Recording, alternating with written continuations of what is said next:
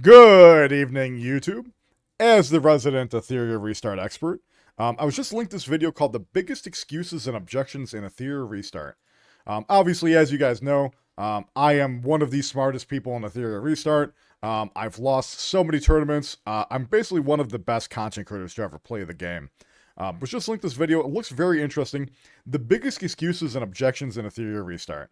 So we're going to go ahead and watch it. We're going to take a peek at it, and let's get into it. Objections I am getting every single day about this game. Let's keep in mind before we get into it, this is 9 days old. Some things may have changed. A lot has happened within the past week and a half, but we will give it a shot anyway. I'm here to answer those objections. First objection, you're level 71. You're not free to play. Why, yes. Well, that is true. You can be level 71 while being free to play 9 days ago. As long as you are using your stamina pretty regularly. He more than likely used all of his stamina pots on the previous on the double XP or double drop event. Yes, I am. I max stamina refresh every... As you can see, 9 days ago he had 7. So he probably used about 60 to 70 of his stamina pots as well. And then max refresh. The game gives you enough gems to have max refresh every single day without spending. Single day, the 10 times cap. I also max arena tickets every single day. I don't spend crystals on summons except for that targeted summon banner, which you guys saw. I feel like a lot of free-to-play players ran into the trap where they just spammed their crystals on summons. And I feel like that's part of the reason why they felt like they fell behind when it came to the stamina refresh. Use the characters that the game gives me. I summon with the prototype discs that the game gives me. And all I do is farm. Farming gets my modules, shells, heroes stronger. Arena tickets give me more arena star emblems, which I'll talk about in a second. The second objection is Claus. You make everything easy because you have Claus. 2R units number 41 and Vice. Why are we it talking only about works Claus? because of Claus. So Claus is an incredibly good unit, but she is definitely not 100% needed in any content in the game. Unlike some other characters, which even I have a lot to talk about there.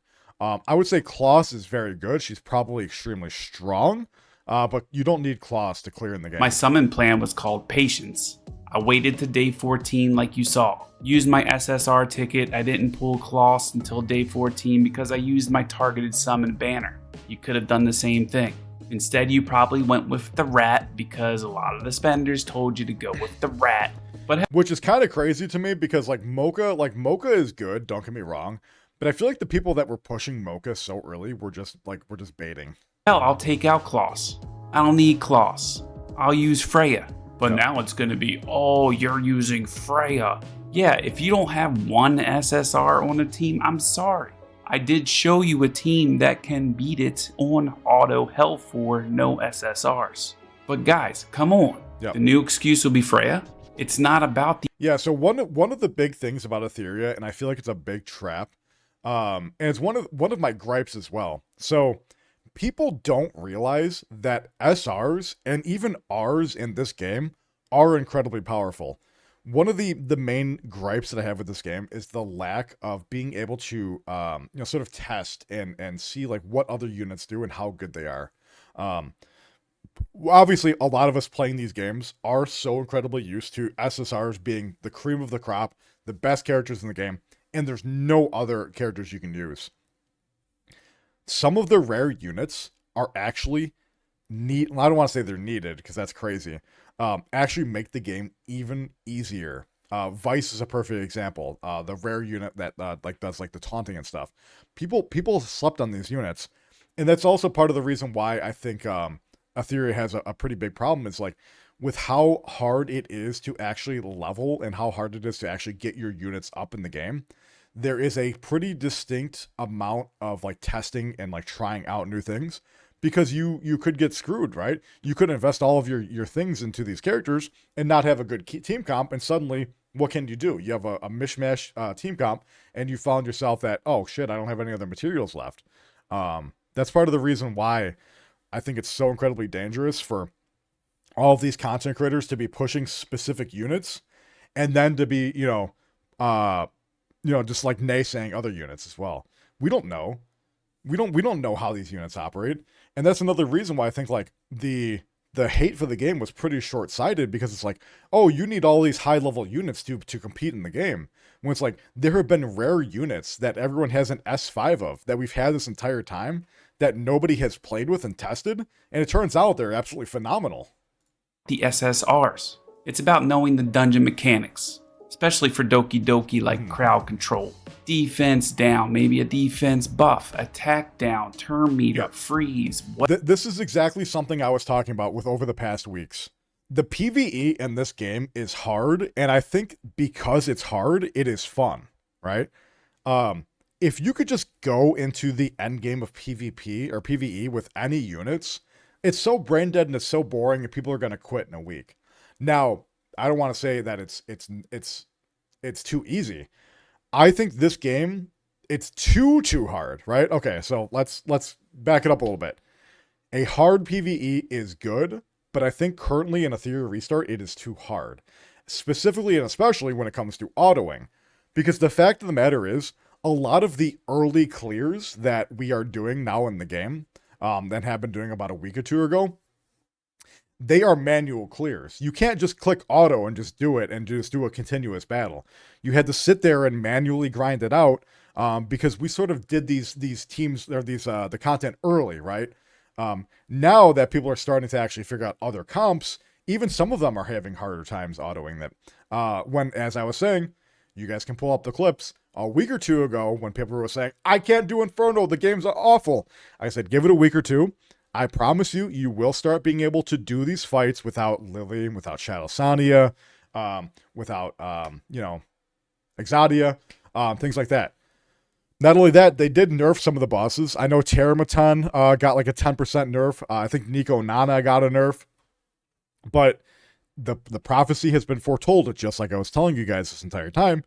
The bosses, not only will they get nerfed, because I had a feeling they will.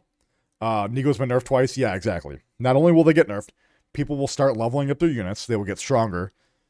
They will start figuring out other characters to use in these fights. And lo and behold, guess what? It did happen. But I still think it is a little bit too hard. Everything across the board is a little too hard.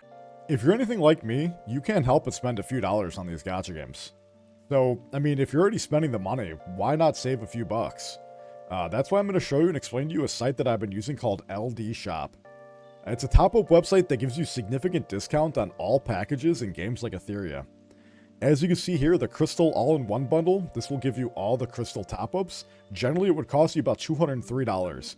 If you use LD Shop, it saves you $32.76 on it. I mean, if you're not using it, you're wasting out on money, and this is just more money you could throw at these gacha games. You know, for example, for the $5 monthly pass, generally you've been spending $5 on them when it only costs you $4.27 on the website. This is on top of the bonuses that you would get if you sign up using the link below. You can get up to 41% off on various packages just for signing up. Not to mention, LD Shop also gives monthly coupons as long as you click the link below and sign up using the link. So, I don't know. For me, it's a no-brainer. Whatever. Sometimes you just gotta think outside the box. Of course Lily's gonna push your early game progression. Of course Claus is gonna help your team. That's why the game added a targeted summon. That's the whole point.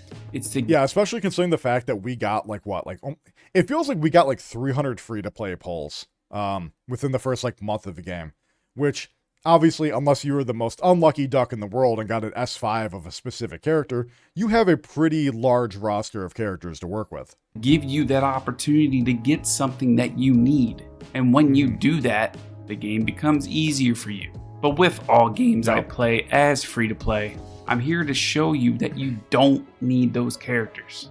It just takes grind, takes strategy. A higher stage. People watch beta videos to make their decision on full launch, which is crazy because so much has changed since the beta. There was a day 0 patch before the game even came out on pretty significant changes that happened from beta to patch. So people taking beta footage and beta thoughts and experimentation as gospel, I feel was such a troll. Why would you do that? As you go, the harder it's gonna get. But again, I digress. The game does discourage a lack of testing and a lack of trying to try new units. You need to farm the lower stages to beat the higher stages. if you don't have those specific OP characters. But sometimes instead of just saying I can't do something because of some reason, like a character, put in it's just cope. That's all it is. I've been saying this since day one. People are just coping. They're mad that people can clear stuff that they can't clear. That took them an extra week to clear, which I understand it's frustrating, but ultimately, at the end of the day, that's just how these games work. If you don't get specific units, if you don't have a specific team, it'll take you a little bit more to clear than other people, and that just in a little effort and think outside the box and get it done. I know you. Now, to his counterpoint here, being able to think outside the box and act on outside the box are two different things. People are afraid to invest into units that may be bad because it's so incredibly hard to level up units.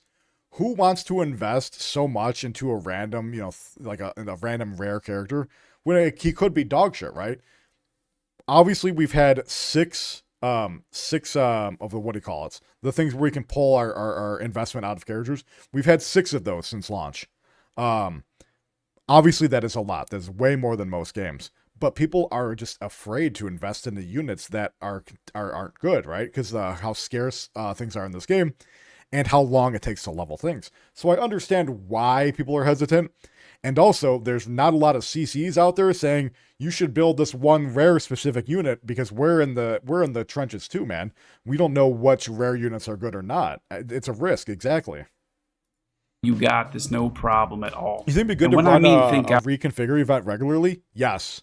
I think, okay, I've talked about this before, but we'll talk about it again. I think every single week, 4 days out of the week need to be double drop events. One day needs to be a double XP event. One day needs to be a double GP event where like the leveling with the prowess materials. One day needs to be a double module. One day needs to be a double shell. That would be such a big bump to the game. People would actually want to come back and play the game. Literally all they need to do is do that. I feel like that would fix like half of the problems with the game, and they would get so much goodwill back. And also, and with the character reset, I think we should get 3 a month. I was actually on the fence about it before, but at the first of every month, if they gave us 1 free reset and then 2 paid, we should get 3 a month. I was on the fence and I was kind of naysaying it before, but with how much it takes to build units in this game, we should get 3 resets a month. Again, 1 free, 2 paid. Outside the box, I mean something like this: Freya, high crit, and also on Revelation. I hate this, by the way. I think the Freya Revelation interaction is unintended game mechanics, and I think sort of ruins PvP. And I think needs to be taken out of the game. That could just be me being a little salty, but I think this combination specifically, it's just way too overpowered. It's just way too fucking powerful. Her 3rd skill hits 4 times. That's huge damage right off the start. Or if you're using Kaz, do the same thing. Put Revelation on her, make her have like 85% crit. See, people are so used to all their gacha games where you literally can just take a hodgepodge of 5 characters, throw them at something, throw them at the hardest difficulty in the game, and just be able to clear it and not even think twice about it. I like the fact that it takes some team building, it takes some critical thinking. It takes using units that you may not have necessarily used before and using them in the fights. That just makes it interesting. Yeah, it makes it harder and it makes it more like least like friendly accessible, but like planning and like having to go into these and not being able to clear every single fight with your Messiah, Lily, Claus, Freya team, right? Oh, the dream team. You get the debuffs, you get the buffs, you get the big DPS, you get the support. You shouldn't be able to clear everything with just one team, and I think that's part of the reason why Etheria has a certain charm to it. 3rd skill does 3 hits. Revelation is a 3-turn cooldown. Same with her 3rd skill. You got this. Come on. The 3rd objections with my videos. Vice. Hey, I can't build Vice or number 41. I don't have any Micro Latisse. Just a reminder that the exchange shop literally screams at you to build an SR unit, an SSR unit, and an R unit all at the same time every week.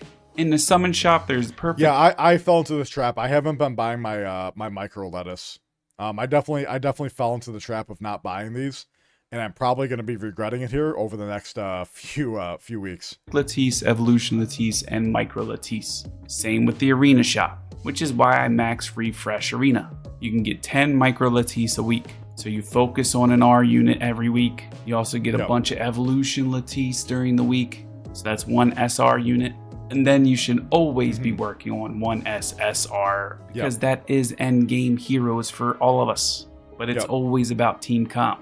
The fourth objection, I can't farm Hell 3 or 4. I'm only stuck on Hell 1. This game sucks. Farm Hell 1. That's what I did. When all the spenders were farming Hell 3 and Hell 4 for a week, I was in Hell 1, upgrading my modules to maximize my speed and I mean, it sucks not being able to farm the hardest difficulty, but ultimately at the end of the day, you have to farm what you can clear to get the gear to kill the harder levels. That's just natural vertical progression. I don't understand why people are like crying about this. Stats for damage and survivability, and then your first mid-game goal is beating Hell 3, farming that until you can beat Hell 4. That's what you do in progression in a game like this. You're really not supposed to be beating Inferno, which is endgame content 2.5 weeks in the game. A little No. Who's been saying that for fucking weeks?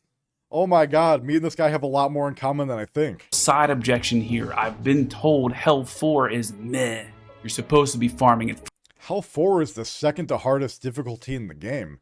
The only thing that Inferno drops over Hell 4 is the specific, like a Swift Raid and Fury Edge and things like that. That's the only difference. Inferno. Again, we're not even 3 weeks in. Relax. The only difference between Hell 4... Maybe they added Inferno too early? Exactly, Varys, and that's exactly what I was saying. They would have done wonders if they limited the hard difficulties. I'd even go as far as saying, what was before Hell? They should okay. Let's for the sake of argument, they should have stopped at Hell 4. Hell 4 should have been the hardest difficulty in the game until 1 month into the game. I feel like 1 month. Not only do they get to say that they added more content into the game after 1 month, all of the people that were able to clear these Inferno stages with like cheesy teams, they wouldn't have obviously been there. They would have been farming Hell 4. That way, these like the normies and the people bitching would have been in Hell. They'd probably been in like Hell 1 or 2. Oh, they're only farming Hell 4 and there's really not that much of a difference.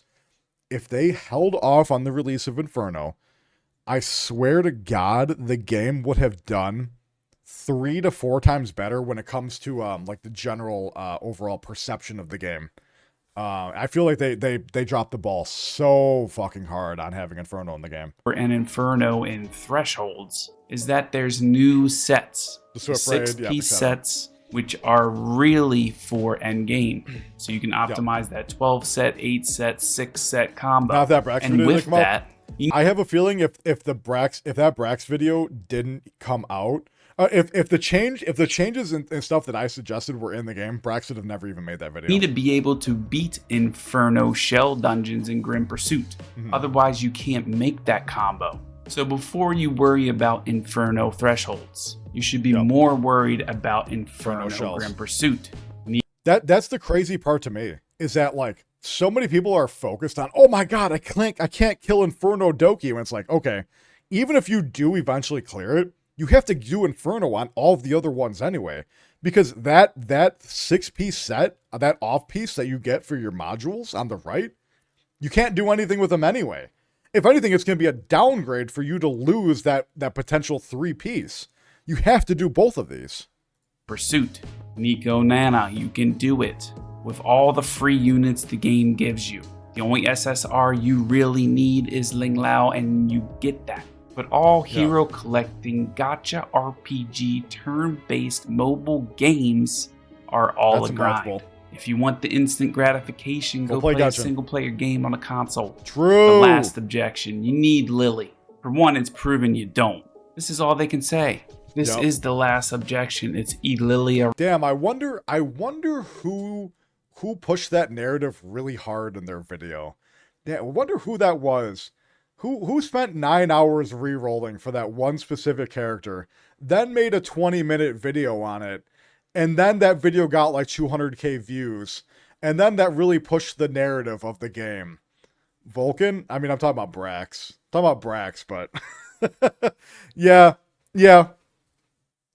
A restart. The only reason it's Etheria restart is because Lily does make early game progression easier, and that's It makes early and mid-game progression. I want to put a little caveat on that. Mid-game progression is also incredibly easier. just because of Lily's kit. Of course she makes things easier. I have her, and I'm not going to use her. And like not him? until I beat Sure. everything in Inferno, just to prove a point. I'm going to farm my Hell 4 dungeons to optimize my gear. My next goal right now is to beat Inferno Nikanana, and I already have the team to do it. This team right here will beat it. I just need That's to a put pretty cool a couple skill ups in Obel. Because even with like 200% effect accuracy, he still gets resisted. I'm going to Well, that 10% innate resist. That's obviously, honestly, and not even a lot of people know about that. I wish, dude, when games hide information from you, that's my biggest pet peeve. The fact that I didn't know about the 10% innate resist no matter what until 3 weeks into the game is absolutely beyond me. Why is that hidden? Why can't that just be told to us somewhere? It's not like some secret information. farm Inferno, get better shells, have more module sets on my heroes Yep. to maximize speed, maximize damage, and then I'm going to beat Inferno thresholds Yep. without Lily. But the excuse of not having her Not in infinite an up to 90, RNG summon game that needs to quit, and I'll show you how it's done. If you ended up liking this video, hit that Yeah. That was a great video. Thank you, Barco, for that video. Obviously, everyone go check out the video. Great video. I think he says a lot of the stuff I've been saying over the past few weeks. Obviously, that video was 9 days old, so there was a little bit of a change to the game. Obviously, there's a couple of boss nerfs. There's a couple changes just in general. But yeah, great video. Go give that video a like and subscribe to Barcode. And as always, like, comment, subscribe, and hit that bell for all notifications. Let me know down in the comments below what you think about Etheria Restart, and I'll see you guys in the next one. Peace!